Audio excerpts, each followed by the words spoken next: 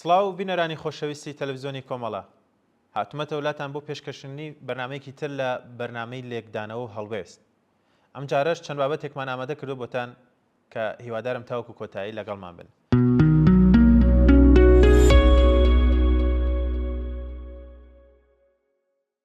داهاتووی عێراق لە کێبڕکەی سوودانی و مالکی. نووسینی ئەم بابەتەش عوسمانی حاجی مارفە.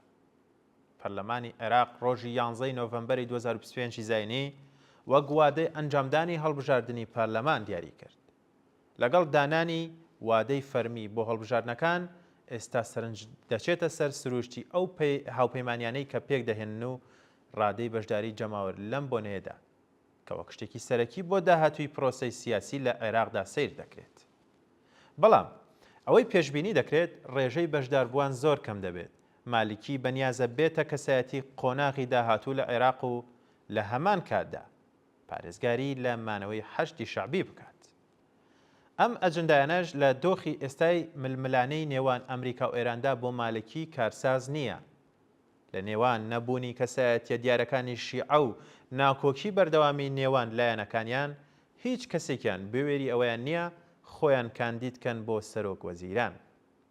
لە هەمان کاتیشدا مقتەدا سەدر جارێکی تر هەڵوێستی بایکۆت دەبێت لە هەڵبژاردننی داهاتوودا. ئەوەی مالکی نیگەران دەکات لە کێبڕکەی لە بەرامبەر سوودانیدا ئەوەیە کە سەرۆک وەزیرانی ئێستا بەو ڕۆڵەی لە ماوەی سەرۆکایەتیدا لە سەردانەکان و پەیوەندیەکانی کردوێتی سوود لە قبولکردنی ناوچەی و نێودەوڵەتی وەردەگرێت بە پێچەوانەی مالکی کە بوونی تەنها بەسراوەتەوە بە پشتیوانی ئێران و حیزبی داوە.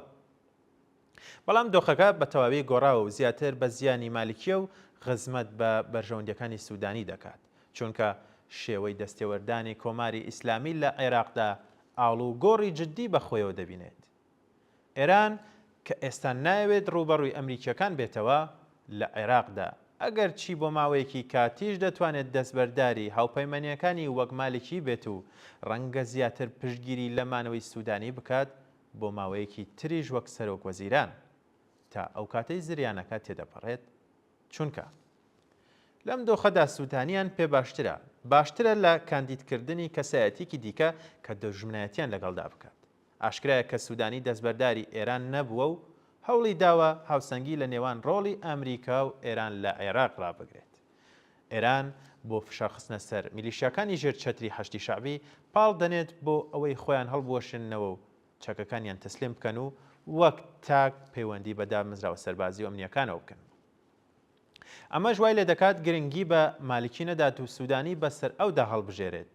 مالکی کاغەزێکی سوتاوە کە بوونی پەیوەست بە غەرقبوون لە گەندەڵیدا، بەڵام سوودانی لە پەیوەند بە ڕێکەوتنی ئەمریکا و ئێرانەوە تا ڕادەیەک دەتوانێت یارمەتی دەربێت بۆ تێپەڕاندنی و قۆناغە گرنگەی کە حەشتی شەعبی خۆیان هەڵبۆشێننەوە و چەکەکانیان تەسلیم بکەن و وەک تاک پەیوەندی بە دامەزراوە سەربازی و ئەمنیەکانەوە بکەن. ئەمەش وا لە ئێران دەکات پێگەی مالکی بە هەند وەرنەگرێت و فەزڵی سوودانی بەسەر ئەودا بە باشتر بزانێت. کاندیدبوونی سوودانی هەڵگری پەیامێکی ڕوونە کە بەردەوام دەبێت لە بنیاتنانی پەیوەندی هاوسەنگ بۆ عێراق لەگەڵ ژینگەی ناوچەی و هاوبەشە نێودەوڵەتیەکانی بە تایبەت ئامریکا. ئەمەش فاکتەرێکی بەرچاوە لە بەرژەوەندی سوودانی بە پێچەوانەی مالکی کە بەهۆی خراپی پێشینەی لەگەڵ ڕەوتی سەدر و دابەزینی متمانی لە نێو هێزە کوردی و سونەکاندا ڕوبەڕووی دژایەتی ناوخۆیی دەبێتەوە. هەروەها مالکی ڕوبەڕووی ڕەتکردنەوەی دەرەکی دەبێتەوە کە لە دەوڵەتانی ناوچەکەوە دەست پێ دەکات. لە نێویاندا دەوڵەتی کەندا و تورکیا. لەگەڵ هەموو ئەوانشدا لەلایەکی ترەوە ئەتوانین بڵێن خەریکە کە سوودانی وەکو مۆدێلێکی ئەفسانەی و حاکمێکی بێکەم و کوڕی و پاڵەوانێکی بێهەڵە دەخرێتە ڕوو، یان سیاسەتەکانی وەک ئاماژەیەکی زیندوو بۆ ئەگەری گەڕانەوەی دادپەروەری پێشکەش دەکرێن نەک مۆزایدا. لە ڕاستیدا ئەو هاوسەنگی و میان ڕەوی سوودانی قسەی لەسەر دەکات ناتوانێت لە ناو دەریای جەنجاڵی و دۆخی نالەبار و ناجێگیری عێراقدا جێگای بێتەوە کە سوودانی بۆ خۆشی دایناوە لەسەر ڕێڕەوی هەڵوەشانەوەی هێزەکانی حەشتی شەعبی هەنگاو بنێت. ناتوانێت لە دۆخی ئێستای عێراقێکی دابەشبوودا دەرگایەک بکاتەوە هیوای داهاتوێکی سەقامگیری لە عێراقدا وەک سەرۆک وەزیران با دەست بهێنێت. پێگەی سوودانی لە نێو جەنجاڵی زیادەڕۆیی و شەڕ و پێکدادانەکاندا ئەو پەنجەرەیە نییە کە گەشتبینی پێشکەش بکات. سەروەری و سربەخۆی عێراق تەنیا دروشمێکە کە لە بەرامبەر ئەمریکا و ئێراندا و کێشمەکێشی باڵەکانی چوارچێوەی هەماهەنگیدا مامەڵێکی سادە نییە و بواری ساغبوونەوەی زەحمەتە. چاوەڕوان دەکرێت هاوپەیمانی نوێ لە غیابی ڕەوتی سەدریدا دروست بکرێت. ئەمەش ڕێگە خۆش دەکات بۆ هێزەکانی دیکە بۆ پڕکردنەوەی ئەو بۆشاییە. پێشبینیەکان ئاماژە بەوە دەکەن کە زۆرینەی دەنگەکانی سەدر بۆ هاوپەیمانیان هێزە تازە پێگەشتوەکانی سوودانی دەچێت کە هاوپەیمانی دەوڵەتی یاسای مالکی لە دەستکەوتی بەرچاو لە کورسیەکانی پەرلەمان بێبەش دەکات و تەنانەت ڕەنگە هەڕەشە لە توانای مالکی بکات بۆ پاراستنی قەبارەی ئێستای لە پەرلەمانی داهاتوودا.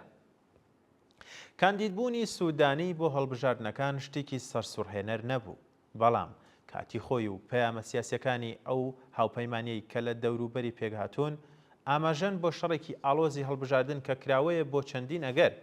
لە نێوان ئەم ئەگەرانەشدا سوودانی هەوڵ دەدات خۆی وەک حکوومەتێکی سەقامگیر پیشان بدات، گوایە ئەتوانێ هاوسەنگی دۆخەکە ڕاگرێت. بەڵام هەڕەشەکانی ترامپ لەسەر هەڵوەشانەوەی حەشدی شەعبی و ئایندەی ڕێکەوتنی ئەمریکا و ئێران گومانی تێدا نییە کە دۆخی هەڵبژاردنەکانی پەرلەمانی عێراق بە نائارام دەبینرێت.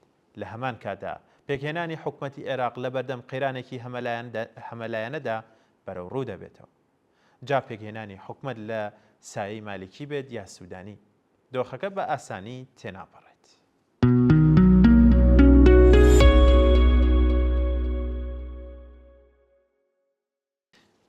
بەسەردێڕی بەیاننامەی تۆڕی هاوپشتی بۆ مافی مرۆڤ لەسەر کۆنەکردنی قەتڵی ناموسی لە ئێران. یەکێک لە دیارترین جۆری توندوتیژی قەتڵی ناموسی ژنکوژیە کە یەکێکە لە بنەڕەتترین دیاردەکانی پێشێلکاری مافی مرۆڤ. لە ساڵی ڕابردوودا ئاماری قەتڵی ناموسی و ژنکوژی بە توندی بەرز بووتەوە بە جۆرێک کە راپۆرتەکان نیشان دەدەن لە ماوەی 3 هەفتەی ڕابردوودا لانی کەم 22 ژن لە ناوچە جیاوازەکانی ئێران قوربانی قەتڵی ناموسی بوون. هەڵبەت ئاماری ڕاستەقینە زیاترە لەمانە، چونکە بەشێک لە کوشتنەکان وەک دەزانین هەرگیز راپۆرت ناکرێن. هۆکارەکانی ئەوەی بۆچی بەم شێوەیە ئاماری کوشتنەکانی ناموسی یان ژنکوژی بەرز دەبێتەوە زۆرن کە دەتوانرێت ئەم فاکتەرانە ئاماژەیان پێ بکرێت. یاساکانی دژبەژن، ئاین، پیا و سالاری، هەژاری، هاوسەرگیری منداڵان، نەریتەکان، پاراستنی ناموس، غیرەت و ئابڕۆ و شەرەف و کەلتوری کۆمەڵگا. بەگشتی لە یاساکانی ئیسلامی لە ئێراندا گیانی مرۆڤەکان بە نرخیان بۆ دادەنرێت و دەبینین کە بەهای مادی ژن نیوەی بەهای پیاوە. سیرکردنێک بۆ یاساکانی سزادان و قیساسی ئیسلامی بێبەهایی گیانی مرۆڤەکان و بەتایبەت ژنان نیشان دەدات. بە پێی یاساکانی مەدەنی ئێران ژنان لە خاوەندارێتی باوک، باپیر، برا، مام و هاوسەر و بەگشتی نێرینەکانی خێزان و کۆمەڵگادان کە ئەوە خۆی زەمینەیەکی بەهێز بۆ قەتڵی ناموسی ژنکوژی فراهەم دەکەن. بەواتەیەکی تر دەتوانرێت بکوترێت مۆڵەتدانی یاسای ناڕاستەوخۆ بۆ ئەم کردەوەیە هەیە. یەکێک لە چالاکوانانی مافەکانی ژنان دەڵێت کە لە ماوەی 20 ساڵێک کە لە کوردستان لەسەر کوشتنەکانی ناموسی کارم دەکرد نەمبینیوە کە بکوژی ژنێک قیساس بکرێت. ئەو کەسانەی کە دەکوژن ژن دەزانن کە یاسا هیچ کارێکیان پێی نییە و تەنانەت بە جۆرێک پاڵپشتیشیان دەکرێت. بەگشتی دەکرێت ئەوە بڵێن کە پیا و سالاری، ئاین، نەریت و هەژاری زۆر کاریگەرن لە هەلومەرج ئێستادا کە بەهۆی قەیرانی ئابووری هەژاری ڕەها لە کۆمەڵگادا بڵاوە و زۆرینەی ژنان سربەخۆی ئابووریان نییە و پشت بە پیاوان دەبەستن. و بۆیە چونکە ناتوانن خۆیان لەو هەلومەرجەی کە ئەگەری کوشتن تێیدا هەیە ڕزگار بکەن. بەپێی ئامار کوشتنەکانی ناموسی لە ناوچە هەژارنشینەکان زیاترە. لە خێزانە هەژارەکاندا هەلومەرجی کچان زۆر خراپترە لە کوڕان و کچان سنووردارێتی زیاتریان هەیە. بەهۆی هەر ئەم سنوورداریانەشەوە ئەگەری کوشتنەکانی ناموسی بەرز دەبێتەوە و هەروەها بەهۆی هەژاری ئابووری ئەگەری هاوسەرگیری پێشوەخت بۆ ئەوەی کە باوک توانای دابینکردنی تێچووی کچەکەی نییە بەرز دەبێتەوە. هەروەها لە کۆمەڵگای پیا و باوکسالار کە لە ژێردەسەڵاتی ئیسلامدایە ژنان وەک ناموس غیرەت و ئابڕۆی پیاوان باوکانی کۆمەڵگا دەرکەوتون و ئەم سەلارانەی کۆمەڵگا بۆ پاراستنی ناموس غیرەت و ئابڕۆیان دەستدەدەنە کوشتنی ژنان. کەمی ئاگایی ژنان و پیاوانی کۆمەڵگا وا دەکات هەموو بابەتەکانی سەرەوە تونتر بن و بەرزکردنەوەی ئاگایی وا دەکات کە تاکەکانی کۆمەڵگا بەرەنگاری کوشتن بە پاساوی ناموسی ببنەوە. سەرکۆنەکردنی ئەم کوشتنانە و بەڕێوەبردننی کەمپین کە بۆ وەستاندنی ژنکوژی گەلێک گرنگە و کەم نین کەمپینگەلێ کە لەم بوارەدا چالاکن. لە ڕاستیدا بەرزبوونەوەی ئاگایی ژنان و بە تایبەت ڕۆڵی بزوتنەوەی ژنژیان ئازادی و هەروەها سەرکەوتنیان لە خوێندنی زانکۆیی بووەتە هۆی ئەوەی کە بەرامبەر بە یاساکانی کۆمەڵگا و کللتوری دواکەوتوی پیاوسالار تەسلیم نەبن. بەشێک لە ژنان و کچان لەوانەیە زۆردارێتی و پیاوسالاری قبول نەکەن و لە بەرامبەریدا ڕاوەستن و هەر ئەوە بێتە هۆی کوشتنیان. ژمارەیەک لە قەتڵەکانی ناموسی ئەم دوایانەش بە هۆکاری هاوسەرگیری زۆرەملێ پێداگری لە جیابوونەوە بوونی پەیوەندی دۆسایەتی یان پەیوەندی سێکسی لەگەڵ ڕەگەزی بەرامبەر ڕویان داوە. ئێمە داوا لە هەموو ڕێکخراوەکانی ژنان ڕێکخراوەکانی مافی مرۆڤ و دامەزراوەکان و ڕێکخراوە دیموکراتیەکان دەکەین کە لەگەڵمان هاوکار بن قەتڵی ناموسی ژنکوژی سەرکۆنە بکەن و بە کەمپینەکان بۆ کەمکردنەوەی ئەم جۆرە قەتڵانە پەیوەست بن و ئەوەی لە توانایاندایە بەکاری بهێنن تا بتوانن ژنان لە جۆرە تونند و تیژیەی کە ژیان وێران دەکات ڕزگار بکەن.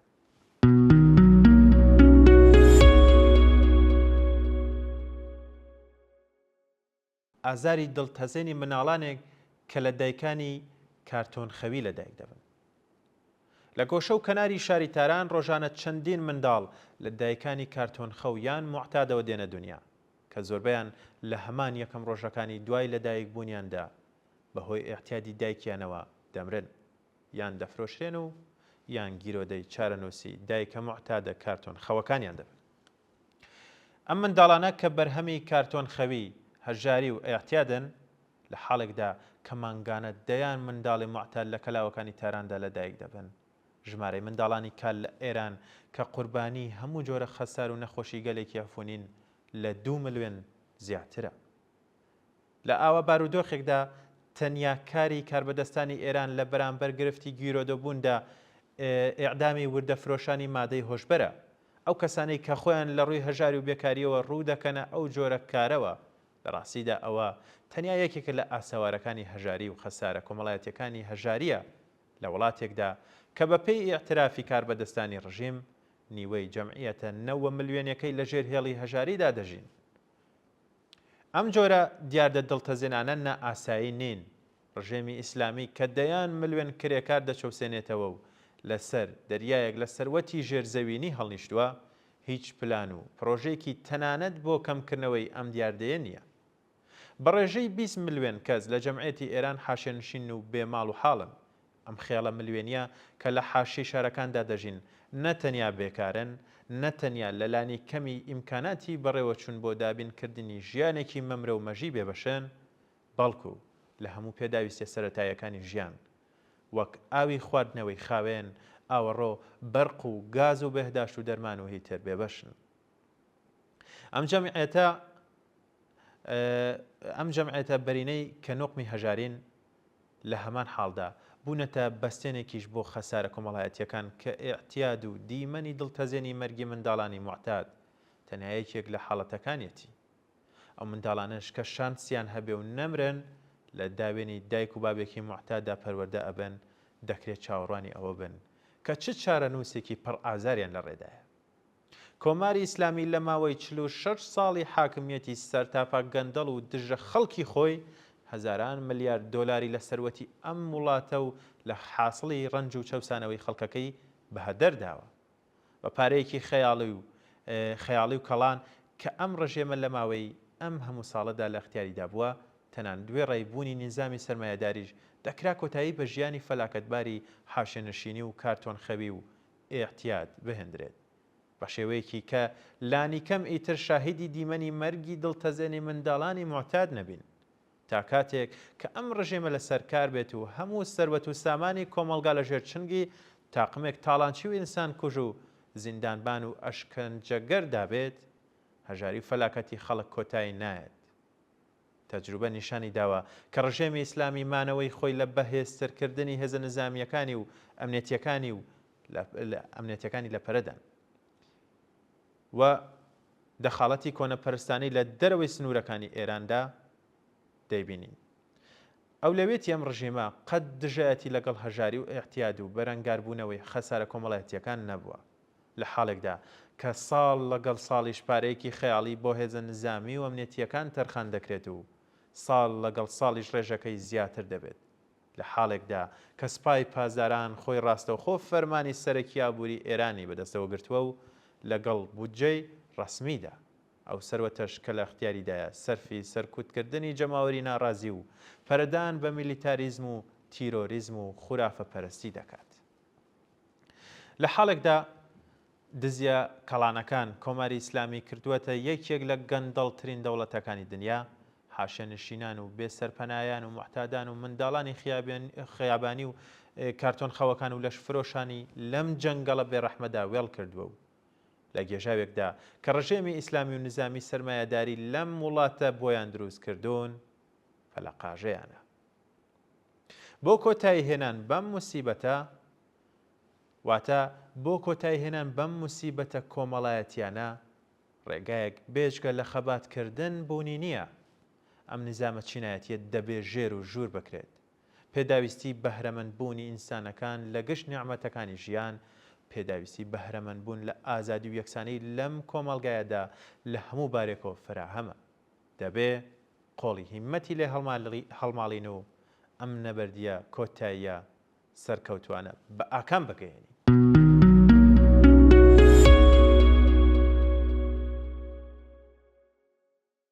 دەستخۆشیە بکەم لە هاوڕێیانی هاوکارم لە ژووری کۆنتترۆل و بەشی مۆنتاژ بە تایبەت کە بەردەوام هاوکارمانن. سەردێڕیان بابەتەشمان لەوە دەست پێ دەکەین کار و بەرهەمهێنان بەهۆی کارەساتی کەمی کارەبا لە ئێران. ڕۆژنامەی تیجارەت نیوز راپۆرتێکی لەسەر کاریگەری بڕانی کارەبا لەسەر پیشەسازی ئێران بڵاو کردوێتەوە کە گۆشەگەلێک لە یەکێک لە قەیرانەکانی کۆماری ئیسلامی داخاتە ڕوو. بە پێو راپۆرتە پیشەسازیەکان بە دوای قەیرانی کەمی کارەبا لەگەڵ وەستانی بەرهەمهێنان بەرەو ڕووبوونەتەوە. ئەم بڕینانە کە لە ساڵانی ڕابردوودا بە شێوەیەکی سەرەکی لە هاویندا ڕوویان دەدا لە ساڵی 1403 گەیشتنە زستانیش و لە ساڵی 1404 هەتاویش لە بەهارەوە دەستی پێکردووە. پێشتر شارۆچکە پیشەسازیەکانی پەردیس، سەفادەش، دەهەک، ئەبازابات و سلەیمانی ڕایانگەاندە بوو کە بڕێنی کارەبای یەکەکانیان لە ڕۆژی یەکی مانگی گوڵانەوە بە شێوەیەکی سنووردار دەستی پێکردووە. وەزارەتی وزە ڕوونی کردوێتەوە کە بەرنامەی بێکارەبایی پیشەسازیەکان بڕیارە لە نیوەی مانگی گوڵانەوە دەست پێ بکات و لەم ماوە کاتێدا حوتوی یەک ڕۆژ بڕێنی کارەبا بە پیشەسازیەکان دەکەوێت. هەروەها بڕیار دراوە لە جۆزەردان و خەرمانان 2 ڕۆژ لە پۆشپەڕ و گەلاوێژ 3 ڕۆژ لە هەفتەدا کارەبای پیشەسازیەکان ببڕدرێت. ئەم بێکارەباییانە تا ڕەزبەر بەردەوام دەبن. هەروەها بەرنامەیەکی تری وەزارەتی وزە گۆڕینی شیفتی پیشەسازیەکانە بۆ کاتژمێر 12 شەو تا 6 بەیانی، واتە کارگەر لە جیاتی چالاکی لە ڕۆژدا دەبێت شەو تا بەیانی کار بکات. ئەم بابەتە نیشانەی کارەساتێکی گەورەیە بۆ پیشەسازی ئێران، کارەساتێک کە واتایەکی جگە لە ناوچوونی کار و بەرهەمهێنان لە وڵاتەدا نییە. هەژدەی مانگی خاکەلێوە لە ناکاو سنووردارکردنی دابینکردنی کارەبا بۆ خەڵک جێبەجێکرا. ئەم بڕینانە سەرنجی زۆرێک لە کەسەکانی بۆ لای خۆیشی ڕاکێشە، چونکە نە ڕێژەی بەکارهێنانی کارەبە لە لووتکەی خۆیدا بوو، نە کەمی سوتەمەنی بۆ وێستگەکانی وزە بەهۆی دابەزینی پلەی گەرمە بەرۆکی وڵاتی گرتە بوو.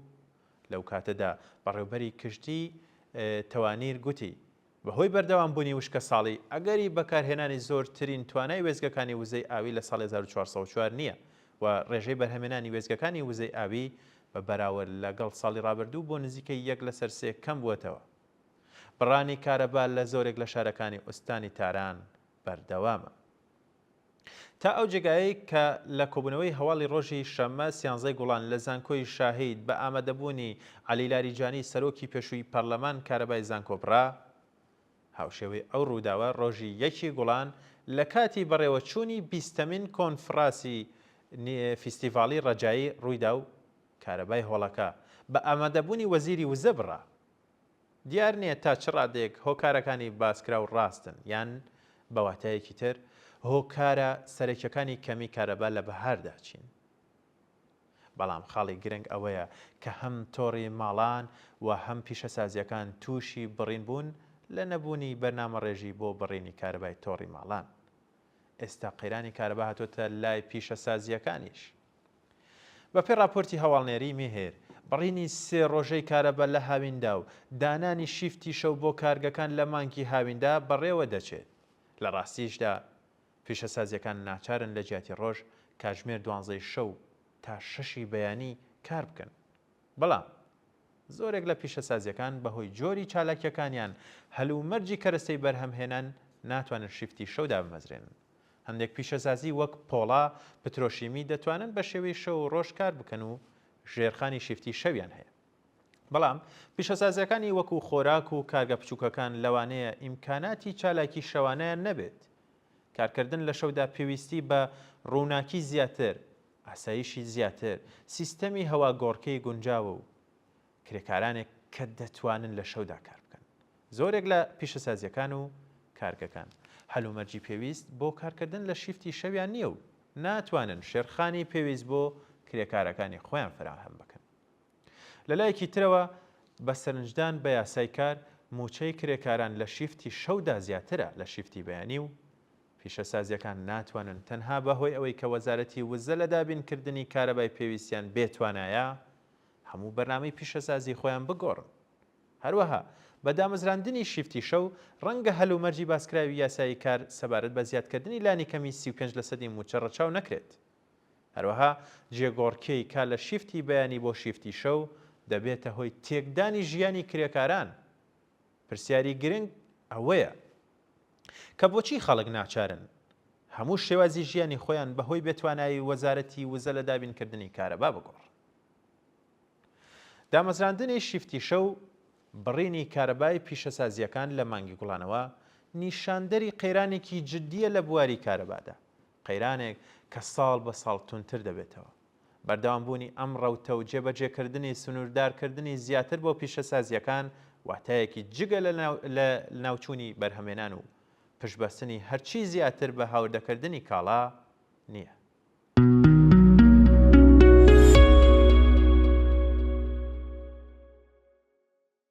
ئێساژ باسی کۆتا بابەتمان دەکەین کە تایبەتە بە ڕێوڕەسمی ڕۆژی جیهانی کرێکە لە زیندانی ژنانی ئەڤین. ڕێوڕەسمی ڕۆژی جیهانی کرێکاری لە زیندانی ژنانی ئەڤین بە وتاردان چالاکی فەرهەنگی و گفتوگۆ بەڕێوەچوو. ئەم ڕێوڕەسمە کە لە 2 بەشی سەرەکیدا جێبەجێکرا. بەشی یەکەمی وتاردان، قسە و باز لەسەر مێژوو، پشودان و پەزیرایی. ڕێوڕەسمەکە بە بەشداری گروپی سرود دەستی پێکرد. گروپی سرود گۆرانی ئینگلیزی نان و گوڵە سوورەکانیان پێکەوە گوت و پێشکەش کرد. ئەم گۆرانیە کە لە ساڵی 1911 لەلایەن جەیمز ئۆپنهایم هۆنراوەتەوە بۆتە هێمایەکی جیهانی بۆ خەباتی کرێکاران و بۆ هەقدەسی دادپەروەرانەی نان و ژیانی بە حورمەت گوڵە سوورەکان و ئاشتی. نەسرین خەزری چالاکوانی کرێکاری کە ساڵی 1398 تاوی بە تۆمەتی بەشدابوون لە ڕێوڕەسمی ڕۆژی کرێکار بە 5 ساڵ زیندان سزادراوە لە درێژەدا مێژووی ڕۆژی 1 مەی هۆکاری ناونانی وەک ڕۆژی جیهانی کرێکار ڕوون کردەوە. ئەو لە کۆتاییدا جەختی لەسەر یەکگرتنی کرێکاران وەک یەکگرتنی جیهانی هەتا نەهێشتنی هەرجۆرە چەوسانە وستەم و هەڵاواردن کرد. ناوبراو تا ئێستا نزیکەی 3 ساڵ بەبێت تەنانەت 1 ڕۆژ مۆڵەت لە زیندان بەسەر دەبات. شیکردنەوەی بارودۆخی ئابووری ئێران 2 کەس لەلایەنگرانی یەکێتی ئازادی کرێکارانی ئێران بە ڕوونکردنەوەی قەیرانە ئابووریەکانی ئێران ئاماژیان بە هەڵاوسانی لە ڕادەبەدەر، گەندەڵی سیستەماتیک، دۆخی ژیانی نالەباری کرێکاران، ناسەقامگیری ئابووری، چەوسانەوەی هێزی کار، هەژاری بەرفراوان کرد. مێژووی مانگرتنی کرێکاری لەلایەن ناهید خوداجوو پێشکەشکرا. ناهید خوداجوو چالاکوانی کرێکاری و زیندانی سیاسی دەهەی 60 کە سزاکەی لە زیندانی ئەڤین بەهۆی بەشداربوون لە ڕێزگرتنی 1 مەی ساڵی 1970 بەسەردەبات. ڕێککەوت ژمێرێکی دوور و درێژی لە مانگرتنی کرێکاری لە ساڵی 1355 کە بووە هۆی شۆڕشی 1357 و هەروەها هەوراز و نشێوەکانی دەیەکانی دواتری پێشکەش کرد. لەوانە دەتوانرێت ئاماژە بکرێت بە سەرکوتکردنی شۆرا کرێکاریەکان لە دەهەی 60 جێبەجێکردنی بەرنامەی ئابووری سرمایه‌داری جیهانی لە ئێران و کاریگەری لەسەر بزوتنەوەی کرێکاری لە دەهەی 70 و 80 و هەروەها پەرەسەندنی بزوتنەوەی کرێکاری لە ساڵانی دواییدا و بە دوای ئەودا سەرکوتکردنی ڕێکخراوەکانی کرێکاران و ڕێگریکردن لە هەر جۆرە حرەکەیەکی کرێکاری بە ئاماژەکردن بە نمونە مێژوویەکان. دوای کۆتایی بەشی یەکەمیش پەزیرایی لە زیندانیەکان کرا. هەندێک لە زیندانیەکان هەلیان بۆ ڕەخسا تا سەیرێک لە بەڵگەنامە مێژوویە نووسراوەکان بدەن، لەوانە کورتەیەک لە ڕێکەوتژمێری مانگرتن و ناڕزایەتیەکانی کرێکاری ئێران لە ساڵی 1285 هەتاوی و تاوەکو ساڵی 1390 هەتاوی کە بە شێوەی ڕۆژنامەی دیواری لە بەردەستدا بوو. ئەم بەڵگەنامانە سەردەمە جیاوازەکانی ناڕزایەتیە کرێکاریەکان و وردەکاری ڕووداوە سەرەکیەکانی لەخۆ گرتبوو. بەشی دووەم بە پێشکەشکردنی پڕجۆشی سەمای کوردی لەلایەن گروپێک لە زیندانیەکان دەستی پێکرد. ئەم سەمایە تێکەڵ لەگەڵ ئاوازی کوردی جۆش و خرۆشێکی تایبەتی بە ڕێوڕسمەکە بەخشی. یەکێک لە زیندانیەکان بە تەئکیدکردن لەسەر دروستبوونی چینە کۆمەڵایەتیەکان لە مێژوودا و باز لەسەر بارودۆخی ڕۆژهەڵاتی ناوڕاست و ئاسۆی نەمانی ستەم و چەوسانەوە و هەڵاوەردن وتارێکی خۆی پێشکەش کرد. لە درێژەشدا قسە و باز لەسەر بابەتی کرێکار کێیە، پێویستی مانگرتنەکانی کرێکار بۆ دەست بەسەرکردنی داخوازیەکانی کرێکاران ئەنجام درا. ڕێوڕسمەکە بە پیرۆزبایی کردنی ڕۆژی جیهانی کرێکار لە یەکتر کۆتایی پێهات. بینەرانی خۆشەویست، لێرەدا هاتینە کۆتایی بەرنامەی لێکدانەوە و هەڵوێستی ئەم جارەشمان. سپاس بۆ ئێوە کە تاوەکو ئێستا لەگەڵمان بوون.